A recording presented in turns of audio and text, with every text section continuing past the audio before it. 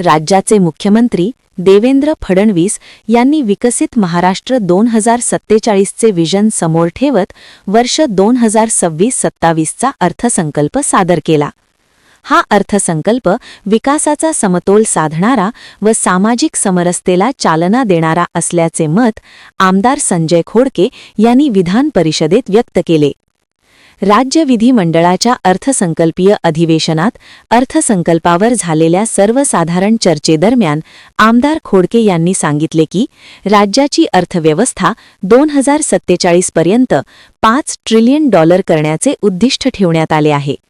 प्रगतिशील, शाश्वत, सर्वसमावेशक व सुशासन या 4 स्तंभांवर आधारित हा अर्थसंकल्प असून कृषी, ग्रामीण विकास, आरोग्य, शिक्षण, कौशल्य विकास, उद्योग, पर्यटन, महिला सक्षमीकरण, ऊर्जा, पाणी व्यवस्थापन व शहर विकास अशा विविध क्षेत्रांना चालना देण्यात आली आहे।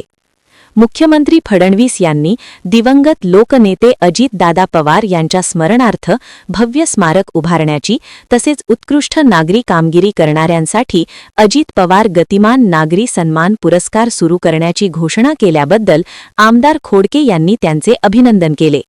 तसेच डॉक्टर बाबासाहेब आंबेडकर यांच्या महाड चौदार तळे सत्याग्रहाच्या शताब्दी वर्षानिमित्त विकास आराखडा, महात्मा ज्योतिबा फुले यांच्या जन्मगाव कटगुण येथे स्मारक आणि संत गाडगेबाबा यांच्या 150व्या जयंतीनिमित्त तीर्थक्षेत्र सर्किट उभारण्यासह 75 गावांमध्ये कृत्रिम बुद्धिमत्तेचा माध्यमातून विकासाचे पथदर्शी उपक्रम राबविण्यात येणार असल्याचेही त्यांनी सांगितले।